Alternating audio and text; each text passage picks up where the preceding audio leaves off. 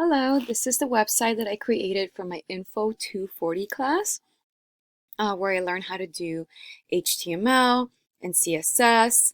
Um, and for my website, I did a bakery themed style. So learn how to make tables, how to embed a YouTube video, how to use PHP to make banners, add logos, and things that don't change in every page. Um, And then we learned a little bit of JavaScript to do interactive things, like click this button, and then it turns pink. So that's really cool.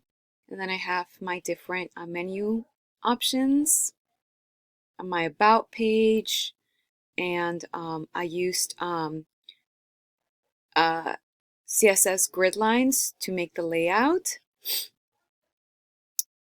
And I used local family business, local links, so that it leads to different parts of the page.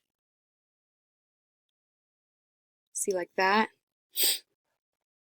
There's my menu where I showed that I know how to make lists.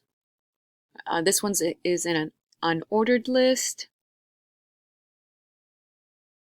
My sandwich menu, I use I use CSS Flexbox to format the way that it looks, the three different rows and the sandwiches.